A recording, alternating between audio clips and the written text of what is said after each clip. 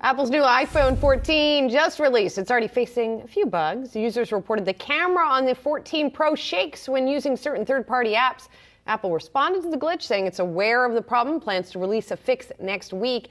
This as more new hardware, including the new generation of AirPods, are set to hit stores this week as well. For more on what's ahead for Apple during this release period, let's bring in Bank of America senior IT hardware analyst Wamsi Mohan.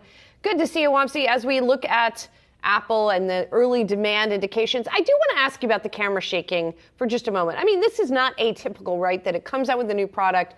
There are some things that don't necessarily work as expected. This one seems like a little bit bigger than most that we've seen for Apple. How are you viewing it?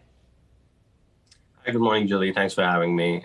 Look, I think that when you look at Apple and the complexity of what they've had to face in the face of, pandemic and shutdown and wars, it's hard to run an efficient supply chain. It's hard to run a hardware engineering design team when people are working remotely. I'm sure that contributed to part of the challenges in design and implementation and testing. And having been a hardware engineer in my past life, I sort of feel that it's extremely difficult to put out products of such high quality and caliber in the face of all these constraints. So look, Apple is excellent at sort of working through all of these and has shown some real resiliency. At the same time, I think we have to acknowledge that the working environment has been very, very challenging, especially for hardware engineers. So when you think about challenges like this, I mean, we have seen in the past Apple go through some of these. I mean, there was AntennaGate, if you remember, a long time ago now, but there were some hardware challenges that Apple ultimately had to fix via non-traditional means. Some things were attributable to user error. I mean, there's been a whole host of different things that have happened over the years. This one, obviously, it's not ideal. It was a big change in the specs as it pertains to hardware. And I think that in terms of the camera itself, and I think that creates, some opportunity for things to go wrong.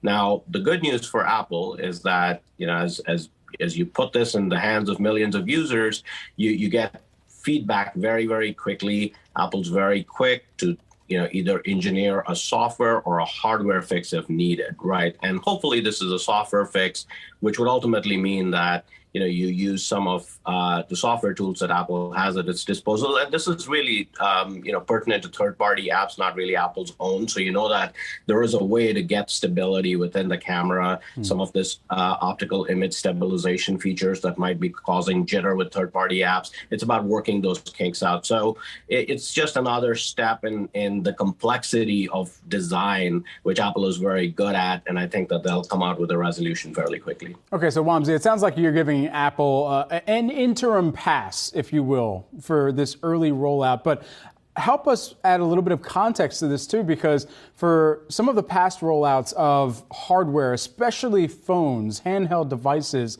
that have had issues once they're rolled out even to the public market and they're able to get their hands on it, and then you learn about some of the defects. I think about Samsung and their foldable camera or their foldable phone a couple years back. What is the likelihood that a device can bounce back thereafter? Because these devices have been marketed based on the power of the camera. Yeah, no, absolutely, Brad. Look, I think that it's a very different situation from what I would call Samsung's, issues with either battery or with various, you pointed out a separate issue. Look, I think that for Apple, the key question is this a solution that can be attained through software changes? And the interesting thing is that Apple has so much flexibility because of its own integrated hardware and software design capabilities that there usually is some sort of a software workaround. Would it result in things being a bit slower, perhaps, or would it add another layer of complexity to app developers? Yeah, absolutely. I mean, that can happen. But the way I see it, because Apple's own apps can work seamlessly with this, I think that there is a way for other software apps to be modified to work also seamlessly with the camera, but it's going to probably take a little bit of time. I think they're expecting to roll some updates out potentially in a week or so. So we will stay tuned. But my guess is that they'll be able to fix this with the software solution, which is what would be needed. Clearly, there are times when you can't fix everything in software. We don't anticipate that for this specific problem, given that the camera works with Apple's own apps. But if that were to be the case, I think that creates a much larger problem. Now, it's really on a case-by-case basis. And I think for the sort of errors that we're hearing about that pop up with this particular set of OIS sensors, I think that this is something that could be fixed within software. So let's take a step back then and talk about your forecast for how the company's going to do with these new iPhone models. It sounds like you expect some pretty long lead times, which would seem to imply strong demand for these products. Yeah, no, absolutely. We track lead times globally. We look at it through various carriers in various regions, and the early data so far, and remember it's pretty early, is really pointing to strength of the Pro and the Pro Max models relative to the 14, and the Plus obviously is not in people's hands yet. Now, when you think about what that really implies for the story of the stock, it just means that it goes to the point of, look, the high-end consumer remains very resilient. People are willing to pay the extra $400 or $500 for the Pro and Pro Max relative to the baseline model. Apple this year did something interesting, which is did not update the 14 Pro.